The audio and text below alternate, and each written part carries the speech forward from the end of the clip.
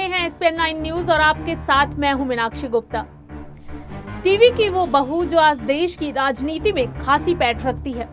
TV की दुनिया से घर घर में पहचान बनाने वाली ये बहू आज जब बोलती है तो अच्छों की बोलती बंद करवा देती है। ये बहू आज पीएम नरेंद्र मोदी की कैबिनेट में केंद्रीय मंत्री है, लेकिन कभी ऐसा भी समय था जब ये नरेंद्र मोदी के खिलाफ ही धरने पर बैठ गई थी। आपको भी अंदाजा हो ही गया होगा हम किसकी बात कर रहे हैं। दरअसल हम बात कर रहे हैं केंद्रीय मंत्री स्मृति ईरानी की। सियासी सफर में आज हम बताएंगे स्मृति के सियासी सफरनामे के बारे में। स्मृति ईरानी वो मंत्री जिन्होंने अभेद समझे जाने वाले कांग्रेस के परंपरागत किले अमेठी को भी भेद दिया था। उन्होंने कांग्रेस अध्यक्ष राहुल गांधी को 55,120 वोटों से हरा दिया। राहुल गांधी यहां से 3 बार से सांसद थे। उनसे पहले एक बार सोनिया गांधी यहां से चुनी गई थी। पहले संजय गांधी और फिर पूर्व प्रधानमंत्री राजीव गांधी ने सीट को गांधी परिवार की सीट के तौर पर स्थापित किया था। राजीव भी यहां से 3 बार चुने गए थे, लेकिन अपने दूसरे प्रयास में पूर्व एक्ट्रेस स्मृति ईरानी ये सीट गांधी परिवार से छीनने में कामयाब रही। अमेठी में एक जगह लगी आग बुझाने के लिए कार्यकर्ताओं को निर्देश देते, खुद नल चलाते और अवधी भाषी बुजुर्ग महिलाओं को ढांढस बंधाते हुए उन्हें राष्ट्रीय चैनलों पर देखा गया। तब ये तो तय माना जा रहा था कि स्मृति इस बार 2014 के मुकाबले मजबूत नजर आ रही हैं, लेकिन वो राहुल को पटखनी ही दे देंगी, ये आकलन बहुत कम लोगों ने किया था। और फिर साल 2014 में वो हुआ जिसकी किसी ने कल्पना भी नहीं की थी। स्मृति ईरानी 2014 में नरेंद्र मोदी सरकार में पहले मानव संसाधन विकास मंत्री, फिर सूचना प्रसारण और कपड़ा मंत्री बनी। विपक्ष के लाख हमले के बाद भी वो चुप नहीं बैठी। इसके बाद भी वो सुषमा स्वराज और निर्मला सीतारमण के साथ केंद्रीय कैबिनेट की प्रभावशाली महिला चेहरों में बनी रही।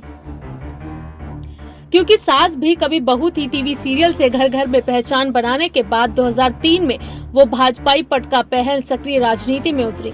लेकिन कम लोग जानते हैं कि एक समय स्मृति ईरानी नरेंद्र मोदी के खिलाफ अनशन पर बैठ गई थी। 2004 में स्मृति पार्टी में नई आई थी और पार्टी के टिकट पर दिल्ली की चांदनी चौक लोकसभा से चुनाव हार चुकी थी। तब उन्होंने गुजरात दंगों को लेकर प्रदेश के तत्कालीन मुख्यमंत्री नरेंद्र मोदी के इस्तीफे की मांग की थी और उनके खिलाफ अनशन करने की चेतावनी भी दी थी। तत्कालीन प्रधानमंत्री अटल बिहारी वाजपेयी कई बार नाम लेते हुए उन्होंने कहा था कि नरेंद्र मोदी के पद न छोड़ने से वो हैरान हैं, लेकिन पार्टी हाईकमान की ओर से उन्हें तुरंत संदेश दिया गया कि वो अपना बयान वापस लें, वरना कार्रवाई के लिए तैयार रहें। इसके बाद उन्होंने बिना शर्त अपना बयान वापस ले लिया। बीजेपी की राजनीति के पुराने जानकार बताते हैं कि स्मृति को राजनीति में लाने के पीछे प्रमोद महाजन थे, लेकिन 2006 में उनकी हत्या के बाद स्मृति के राजनीतिक सफर की रफ्तार भी घटी। कुछ समय तक उन्होंने पार्टी के भीतर चुपचाप काम किया, साथ ही अपने वाक कौशल के इस्तेमाल से पहचान भी बनाती रही। इसके बाद ईरानी को महाराष्ट्र बीजेपी का महिला मोर्चा अध्यक्ष नियुक्त कर दिया गया। 2009 के लोकसभा चुनाव में उन्होंने टिकट नहीं मिला तो लेकिन 3-4 भाषाओं पर उन्होंने अपनी पकड़ के इस्तेमाल से देश भर में पार्टी का प्रचार किया। 2010 में जब नितिन गडकरी बीजेपी के राष्ट्रीय अध्यक्ष बने तो स्मृति को पार्टी के राष्ट्रीय महिला मोर्चे की कमान दे दी गई। अगले ही साल वो गुजरात से राज्यसभा सांसद चुनी गई और फिर प्रदेश की राजनीति में सक्रिय होने लगी। यही वो दौर था जब वो खुले तौर पर तत्कालीन मुख्यमंत्री नरेंद्र मोदी की प्रशंसा करने लगे। कई जानकार ये भी मानते हैं कि पार्टी में कद बढ़ने के साथ उन्हें कुछ स्तरों पर लिंग भेद का भी सामना करना पड़ा। उन्हें वाक कौशल का फायदा मिला और वो राष्ट्रीय प्रवक्ता बनाई गई। टीवी चैनलों पर पक्ष रखते हुए वो बीजेपी का एक चर्चित चेहरा बन गई। 2014 के आम चुनावों में जब बीजेपी नरेंद्र मोदी के चेहरे पर चुनाव लड़ रही थी, पार्टी ने उन्हें राहुल गांधी के खिलाफ लड़ने अमेठी भेजा। तब तीसरे प्रत्याशी के तौर पर आम आदमी पार्टी से लड़ रहे कवि कुमार विश्वास भी मीडिया की सुर्खियों में थे। 2009 के चुनाव में बीजेपी को अमेठी में सिर्फ 37,500 वोट मिले थे, इसलिए स्मृति ईरानी के पास हासिल करने के लिए बहुत कुछ था। हालांकि ये उनके लिए एक अजनबी क्षेत्र था जहां की भाषा से वो अनजान थी।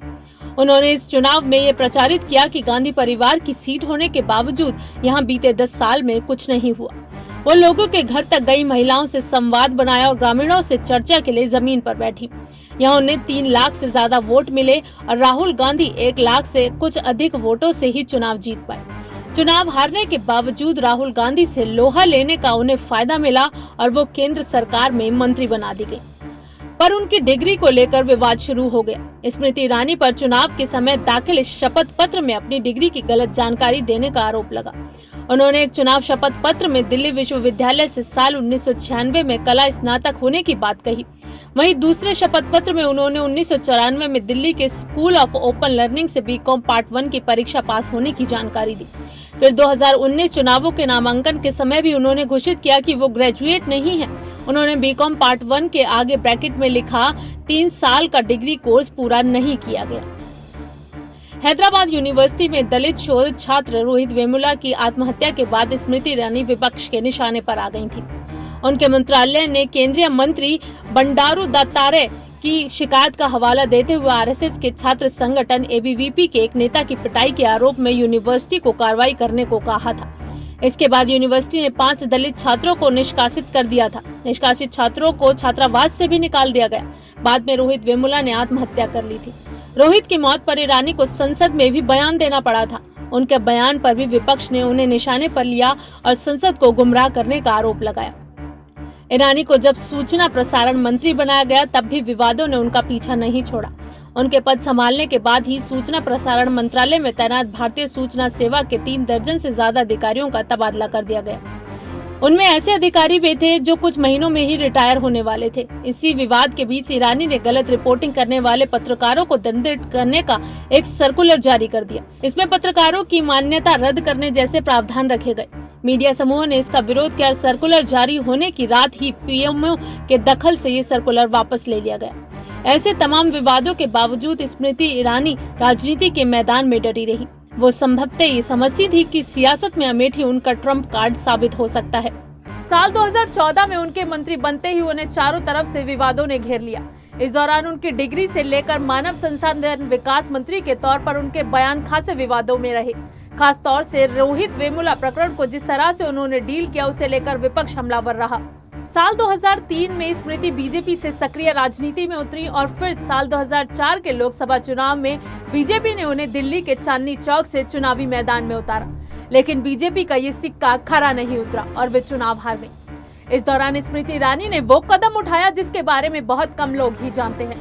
दरअसल जब स्मृति चुनाव हारी तो गुजरात दंगों को आधार बनाकर उन्होंने तत्कालीन गुजरात सीएम नरेंद्र मोदी के इस्तीफे की मांग कर डाली और यहाँ तक कि उनके खिलाफ अनशन पर बैठने की भी धमकी दे दी। स्मृति ईरानी की 3-4 भाषाओं पर अच्छी पकड़ है, जिसका उन्हें राजनीतिक फायदा भी खूब मिला।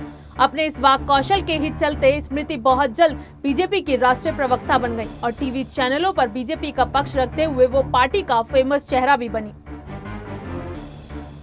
अमेठी में राहुल गांधी से चुनाव हारने के बावजूद भी स्मृति को फायदा तो मिला, लेकिन उन्हें डिग्री विवाद ने घेर लिया। उनकी डिग्री को लेकर खूब बवाल मचा।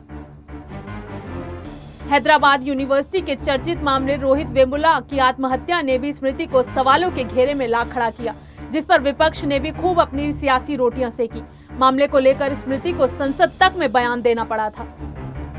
अब एक नजर स्मृति ईरानी के बतौर सूचना प्रसारण मंत्री के सफर पर। सियासी सफर में आज के लिए बस इतना ही। अगर आप किसी और नेता के बारे में जानना चाहते हैं तो हमें कमेंट बॉक्स में जरूर बताएं और अगर आपको हमारा ये वीडियो पसंद आया हो तो इसे लाइक, शेयर एंड कमेंट जरूर करें और हमारे चैनल SPN9 न्यूज को भी जरूर सब्सक्राइब करें।